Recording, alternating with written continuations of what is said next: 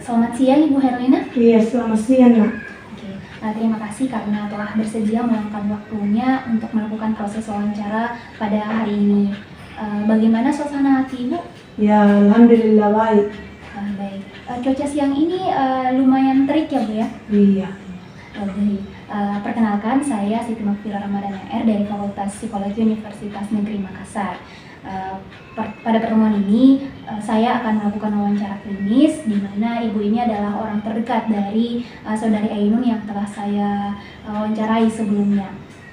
Hubungan ibu dengan Ainun ini ibu kandung ya? Iya, ibu kandung.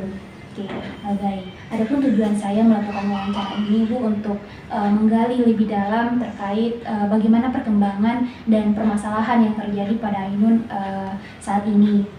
Waktu untuk wawancara mungkin sekitar 30 menit ke depan. Apakah Ibu bersedia? Iya, insyaallah bersedia. Baik, saya meminta izin bahwa seluruh proses wawancara berlangsung. Saya akan merekam video dan saya juga akan merekam suara. Apakah Ibu keberatan?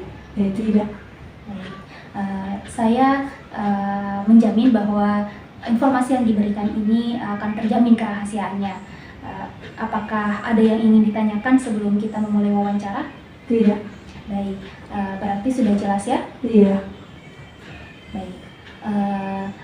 Apa saja perubahan gejala fisik yang ibu sadari yang terjadi pada Ainun belakangan ini? Belakangan ini Ainun terserang sakit kepala. Ya, jadi jika pulang sekolah biasa itu saya lihat dia sakit kepalanya. Ya, dan ketika saya tanya ternyata dia tidak berhasil menyelesaikan tugas-tugasnya dan itu berdampak kepada fisiknya yang sakit kepala. Kapan Ibu menyadari perubahan tersebut itu terjadi pada Ainun? Sakit kepalanya itu dirasakan 1 minggu belakangan ini. Baik. Apakah gejala yang terjadi pada Ainun ini terjadi secara terus-menerus atau ada kondisi tertentu? Dikatakan terus-menerus tidak juga, karena Ainun itu mengalami sakit kepala ketika tidak berhasil mengerjakan tugas sesuai dengan waktu yang disediakan oleh gurunya.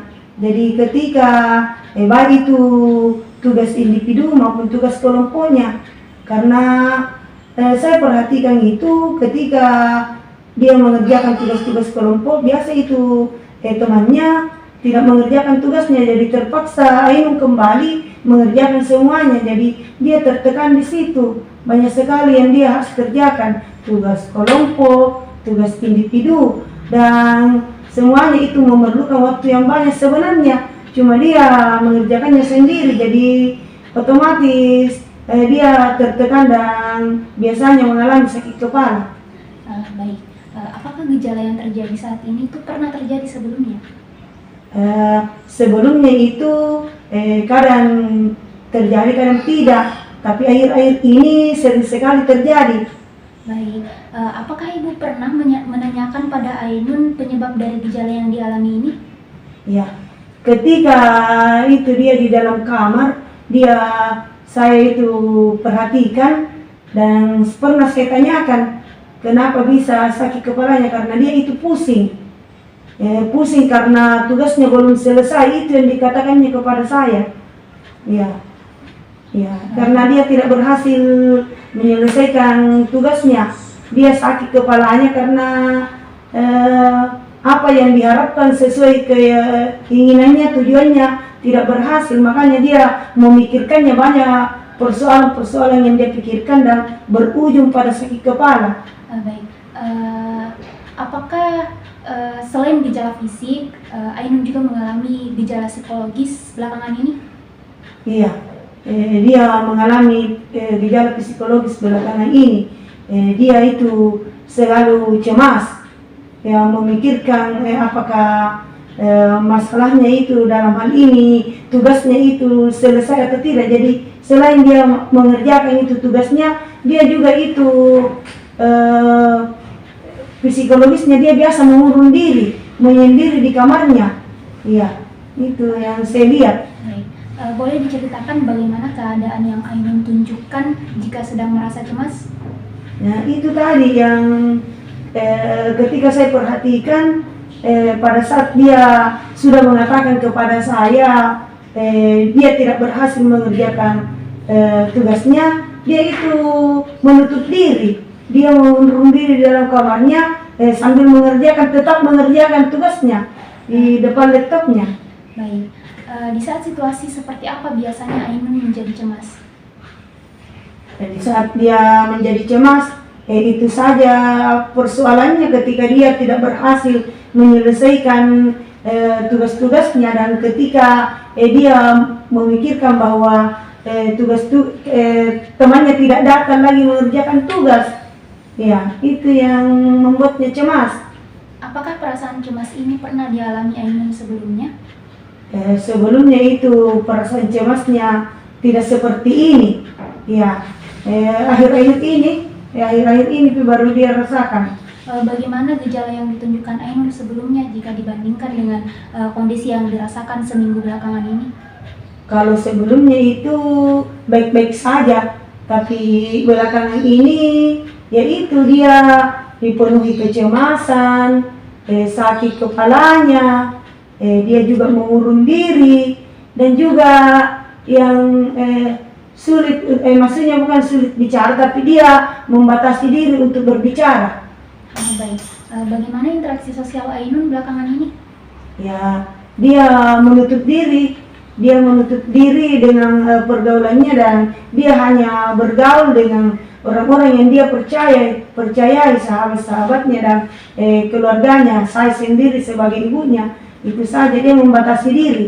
Oke, bagaimana interaksi sosial Ainun sebelumnya? Apakah ada perbedaan signifikan yang terjadi jika dibandingkan saat ini? Ya ada. Dulu itu dia tidak seperti ini. Ya, dia dapat bergaul dengan orang lain. Tapi sekarang dia membatasi diri, dan itu tadi dia hanya percaya kepada orang-orang yang ada di dekatnya. Ya, dia menarik diri ya dari orang banyak. Bagaimana sikap yang ditunjukkan Ainun ketika berada di keramaian? Ya, sikap yang ditunjukkan Ainun jika berada di keramaian itu dia lebih sering diam.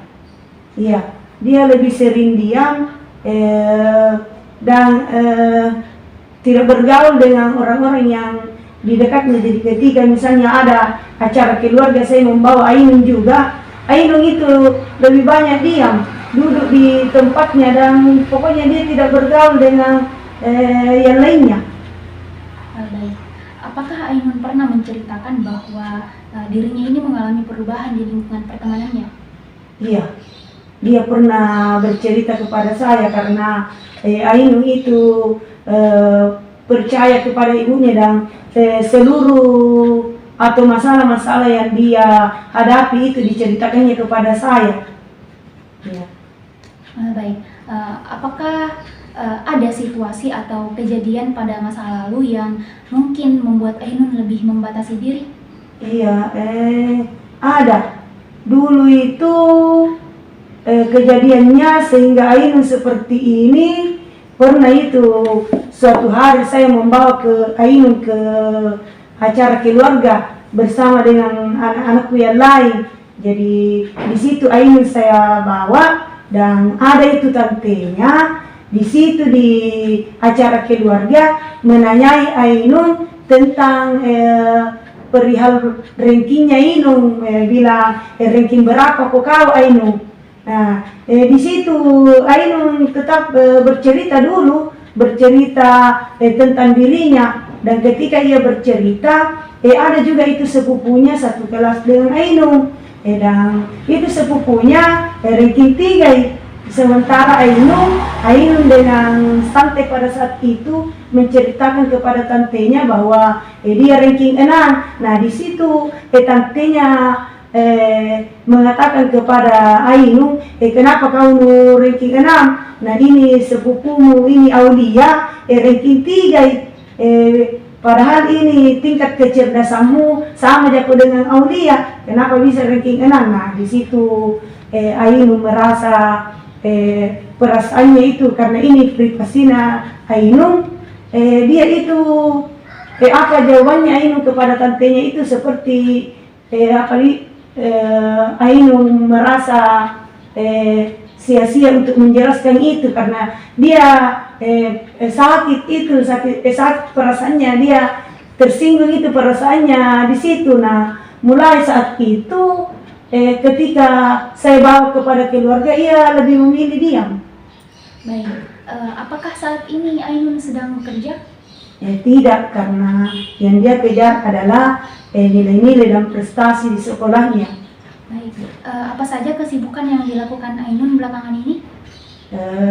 Kesibukan yang dilakukan Ainun belakangan ini itu karena dia ini Ainun sudah kelas 3 sekarang, maka kesibukannya itu dia terus belajar dan juga berlatih di sekolahnya untuk pementasan, karena ada nanti kelas 3 ada itu pementasan, ujian praktik di sekolah untuk kelas 3, ujian pementasan. Jadi dia menyibukkan diri dengan hal-hal yang menjadi tugas-tugasnya di sekolah. Baik, apakah Ainun berencana untuk bekerja ke depannya? Ya, untuk kedepannya Ainun masih belajar dulu, tetapi untuk kedepannya Ainun juga memikirkan apakah dia bekerja atau tidak. Ketika saya menanyakan ini, Ainun hanya menjawab bahwa saya akan belajar saja dulu. Ya. Pekerjaan seperti apa yang Ainun harapkan ke depannya? Ya, jadi pernah juga saya tanya itu Ainun, apakah kedepannya kau juga ingin selain belajar ini untuk bekerja, apa pekerjaan yang baik atau yang kau inginkan? Dia menjawab dia ingin di teknik. Ya. Baik, ingin di bidang teknik. Ya. Apakah ada pekerjaan khusus yang diinginkan oleh ibu atau mungkin ayah Ainun? Ya, kalau saya itu untuk Ainun pernah itu saya sarankan untuk dia menjadi di penerbit, ya, karena saya sendiri itu ya, tetapi untuk ayahnya itu atau bapaknya itu dia di kedokteran, tapi Ainun sendiri semua ini untuk saran saya di penerbit dan saran ayahnya di kedokteran berpulang lagi kepada Ainun, dan Ainun memilih teknik. Baik, berarti seluruh keputusan tetap diberikan kepada Ainun ya? Iya. Mengapa Ainun memilih menempuh pendidikan di sekolahnya saat ini? Ya, sebelumnya itu Ainun itu ingin ke MTS, karena waktunya SMP dia itu di MTS dan dia sudah nyaman dengan mondok. Tetapi saya menyarankan untuk bersekolah di tingkat SMA supaya dia dapat melanjutkan ke perguruan tinggi dan lebih luas itu wawasan pendidikannya nanti. Jadi saya sarankan di SMA Negeri 1 Takalar. Tetapi ini saya kembalikan kepada Ainun kembali, dan Ainun memutuskan untuk ikut kepada keputusannya. Dia sudah mempertimbangkan dengan baik dan akhirnya dia memilih untuk mendaftar di SMA Negeri 1 Takalar dan sekolah di sana. Baik.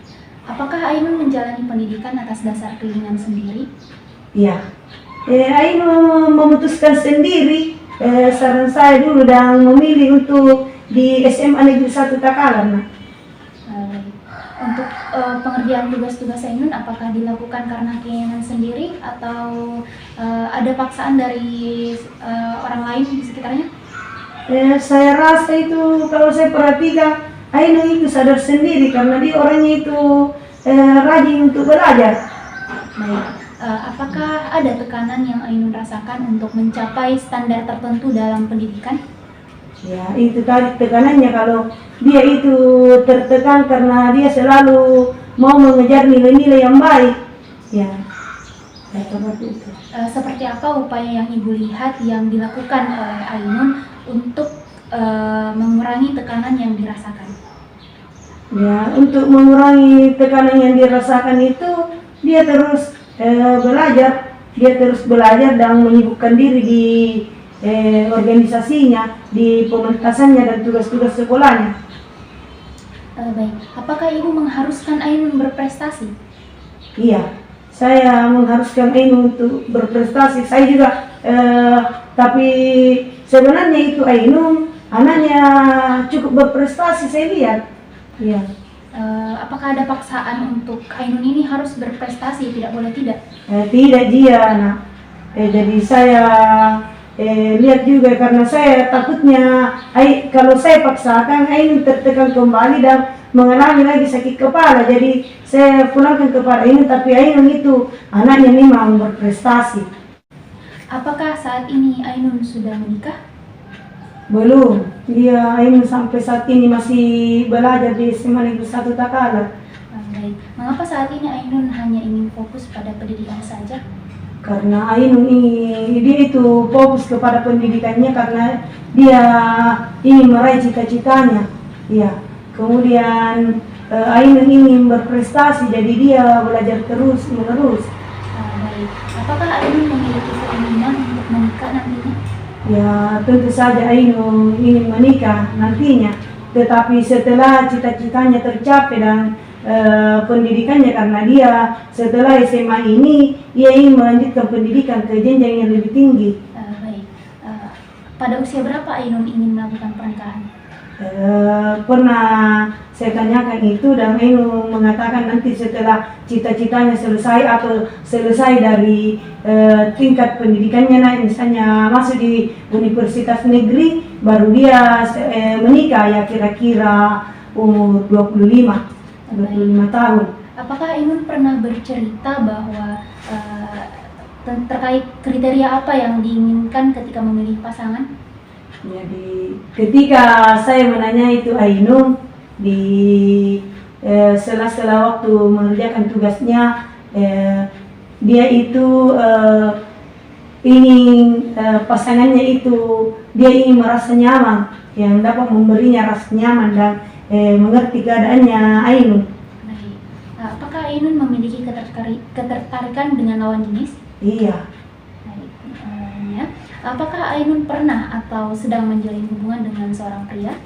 Ya, Ainun itu, iya ada itu temannya, dia menjalin hubungan dengan temannya. Baik. Bagaimana perasaan Ainun selama menjalin hubungan? Setelah saya perhatikan itu, kalau misalnya ada temannya yang ini, dia itu bahagia, ya bahagia dan tidak tertekan kalau dia bertemu dengan itu temannya. Baik. Selain Ibu, apakah ada keluarga lain juga yang mengetahui bahwa Ainun ini sedang menjalin hubungan? Karena Ainun ini orangnya tertutup, maka ia hanya menceritakan kepada saya saja, ibunya. Ya. Baik. Seperti apa pengaruh pada akademik Ainun selama menjalin sebuah hubungan dengan seseorang? Ya, setelah dia menjalin hubungan dengan temannya itu, dia lebih bersemangat dan giat, suasana hatinya bagus ketika mengerjakan lagi tugas-tugasnya. Oke, baik. Bagaimana kondisi Ibu saat mengandung Ainun? Pada saat itu saya sering muntah-muntah, dan biasa kalau saat-saat tertentu saya menginginkan makanan atau suatu minuman tertentu. Ya. Baik. Apakah ada kondisi yang membuat Ibu merasa stres atau mungkin merasa cemas pada saat Ainun dalam kandungan? Ya, waktu dalam kandungan itu kecemasan saya itu karena kan Ainun itu anak pertama, jadi segala sesuatu itu saya pikirkan dan saya takut itu ada apa, jadi begitu kecemasan saya. Oke, baik. Pada saat Ainun dalam kandungan, apakah Ibu pernah mengonsumsi obat-obatan tertentu? Mungkin seperti vitamin? Iya, karena Ainun ini anak pertama, kondisi saya juga itu muntah-muntah dan ini pokoknya sesuatu yang berbeda karena anak pertama, maka saya mengkonsumsi vitamin. Oke, baik. Boleh diceritakan mengapa Ibu mengonsumsi vitamin ini? Ya, saya konsumsi itu karena sepengetahuan saya ini dapat memperbaiki keadaan saya karena saya muntah-muntah terus itu waktu 3 bulan terakhir ketika saya kandung itu Ainun. Ya. Baik. Pada usia kandungan berapa Ainun dilahirkan? Ya itu pada saat 9 bulan. Berarti secara normal ya. Iya. Usia kandungannya. Bagaimana proses pada saat Ainun dilahirkan? Apakah secara normal atau sesar? Ya, saya melahirkan Ainun yang anak pertama itu secara normal. Baik. Apakah ada kendala yang Ibu alami selama proses melahirkan? Tidak ada. Oke. Apakah Ainun memiliki riwayat penyakit tertentu? Iya, dia memiliki riwayat sakit ma. Oke, baik. Sejak kapan Ainun mengalami penyakit tersebut? Sejak SMP di waktunya dia mondok. Oke. Di saat seperti apa sakit ma yang Ainun derita ini muncul? Ya, ketika Ainun mengerjakan tugas-tugasnya, dia serius mengerjakan tugas dari sekolah. Dia sering maksudnya berlama-lama di tugasnya dan tidak ingat makannya. Iya. Oke, baik. Apa tindakan yang Ainun lakukan ketika penyakit yang diderita tiba-tiba kambuh? Ya, Ainun itu mengkonsumsi obat yang saya berikan, obat sakit ma. Iya. Oke, baik. Seperti apa reaksi Ibu saat mengetahui sakit yang Ainun derita ini? Ya, tentu saja sebagai seorang ibu itu cemas memikirkan Ainun dan saya menasehati Ainun untuk lebih memperhatikan makannya. Jadi selain mengerjakan tugasnya, saya sarankan untuk memperhatikan makanannya. Dan sering saya juga itu bawa makanan ke Ainun. Ya, karena dia sudah serius di situ. Kalau saya biarkan begitu terus, dia mengalami sakit ma terus.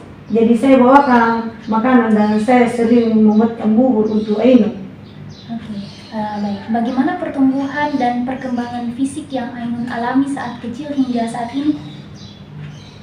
Perkembangan fisiknya itu Ainun dari dulu itu baik-baik saja itu pertumbuhannya, normal seperti anak yang biasanya yang pertumbuhannya bagus sampai waktu balita sampai SMP. Ya. Oke, baik. Apakah ada perubahan yang signifikan yang terjadi terkait perkembangan fisik Ainun yang saat dulu hingga sekarang? Iya, jelas sekali itu terlihat perkembangan fisiknya. Dulu itu Ainun besar, gemuk dan dia memperhatikan itu makanannya. Sampai sekarang itu berbeda karena dia lebih memfokuskan diri kepada tugas-tugasnya dan selalu berhasil tugasnya baru dia selesai, kurang memperhatikan makannya. Baik, berarti untuk saat ini perkembangan fisik Ainun ini dia mengalami penurunan berat badan secara signifikan ya? Iya. Oke, baik. Apakah Ainun pernah mengalami masalah kesehatan yang mungkin berkaitan pada perkembangan fisik yang diakibatkan karena faktor genetik? Tidak, Ainun tidak ada genetiknya. Oke, baik. Berarti ini hanya karena faktor pendidikan ininya saja ya, pembelajaran di sekolahnya? Iya, itu tugas-tugasnya. Oke, baik. Bagaimana perkembangan tinggi badan yang Ainun alami? Baik-baik saja. Baik. Saat Ainun mulai memasuki masa pubertas, perubahan seperti apa yang Ibu lihat pada Ainun? Perubahan pada masa pubertas yaitu Ainun lebih bersemangat dan dia lebih mudah mengontrol dirinya. Ya.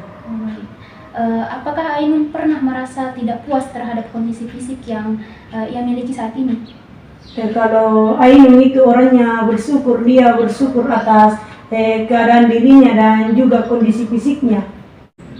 Bagaimana kondisi mental Ainun saat ini?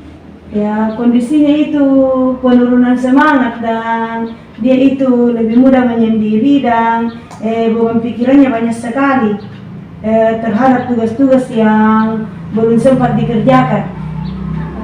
Apakah sebelumnya Ainun pernah mengalami kondisi yang sama seperti ini? Sebelumnya itu Ainun biasa-biasa saja, tapi akhir-akhir ini mengalami sakit kepala dan kecemasan yang berlebihan. Baik. Adakah kondisi tertentu yang memengaruhi perkembangan mental yang dialami Ainun? Ya, kondisi yang memengaruhi itu ketika terdapat banyak sekali tugas-tugasnya dan dia tidak berhasil menyelesaikan tugas-tugasnya. Baik. Apakah Ainun pernah mengalami suatu hal atau kejadian yang mungkin sulit ia lupakan? Ya, ia pernah mengalami hal-hal yang sulit dia lupakan. Itu dulu waktu saya bawa ke acara keluarga. Acara keluarga dia itu tersinggung dan perasaannya itu tersakiti. Baik. Apakah Ainun pernah mencoba atau mungkin ibu menyarankan Ainun untuk berobat ke psikolog atau mungkin psikiater? Belum pernah. Selama ini saya tanggulangi sendiri dan Ainun tanggulangi sendiri. Tapi kalau penyakitnya itu lebih parah lagi, baru saya akan membawanya ke psikolog. Baik. Bagaimana perubahan perkembangan emosi yang dialami Ainun pada saat kecil hingga saat ini? Perkembangan emosinya itu lebih baik sekarang ini. Boleh diceritakan bagaimana perkembangannya, perbedaannya mulai dia saat kecil hingga saat ini? Pada saat kecil emosinya itu tidak terkontrol dan pada saat sekarang itu perlahan-lahan dia sudah dapat menanggulangi dan dapat mengontrol emosinya. Baik. Bagaimana Ainun mengekspresikan emosi yang dirasakan saat menghadapi tekanan? Emosi saat menghadapi tekanan itu dia berdiam diri dan menyendiri di kamar. Iya, dia tidak berkomunikasi dengan orang lain. Baik, berarti ketika dia merasa emosi, dia akan menyendiri untuk mengatasi emosinya sendiri. Iya. Baik, bagaimana tindakan Ainun menghadapi orang-orang di sekitar saat merasa emosi? Saat Ainun itu emosi kan dia itu mengurung diri, dia menjauh dari orang-orang di sekitarnya. Kecuali dia berkeluh kesah kepada saya, ibunya. Iya. Bagaimana perubahan perkembangan hubungan sosial Ainun sejak kecil hingga saat ini? Perkembangan sosialnya Ainun sejak kecil itu perkembangannya itu baik-baik saja, tapi saat ini perkembangan sosialnya dia itu sudah menutup diri dan hanya kepada orang-orang yang terdekatnya yang dia temani untuk lingkungan sosialnya berkomunikasi. Pernahkah Ainun bercerita mengapa memilih lebih membatasi diri dari lingkungan sosial? Iya, dia pernah bercerita kepada saya, dia membatasi diri.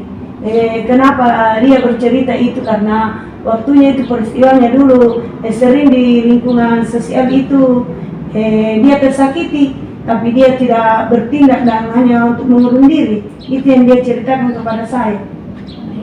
Apakah Ainun mengikuti sebuah komunitas atau organisasi di sekolah? Iya, karena Ainun itu anaknya aktif sekali. Dia itu termasuk juga berprestasi. Dia mengikuti organisasi OSIS dengan Tarbiyah Club. Jadi di OSIS itu cara-cara untuk kepemimpinan diajarkan dan juga tarbiyah lebih mendekatkan keadaan dirinya Ainun dengan Tuhannya. Ya, jadi bagus sekali itu di Tarbiyah Club dan saya lihat itu dia juga senang dan nyaman di organisasi itu. Apakah seperti apa pengaruh yang diperoleh Ainun selama dia mengikuti komunitas dan organisasi ini? Ya, jadi di SMA 1 Takalar itu ada organisasi OSIS dengan organisasi Tarbiyah Club yang diikuti Ainun.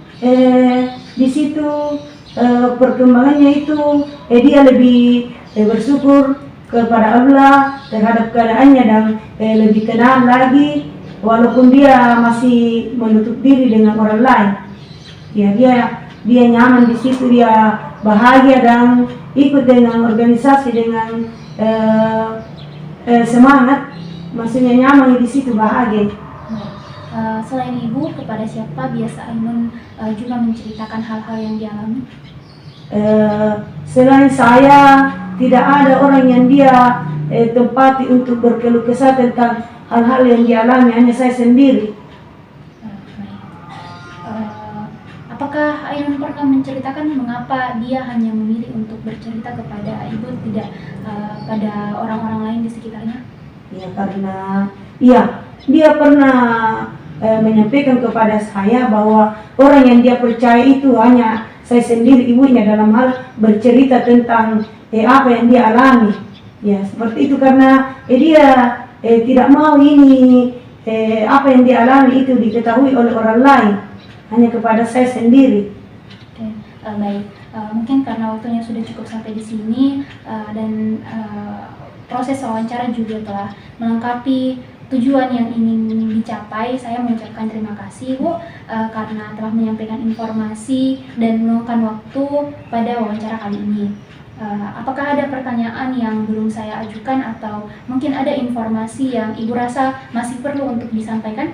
Tidak ada, Ji. Baik.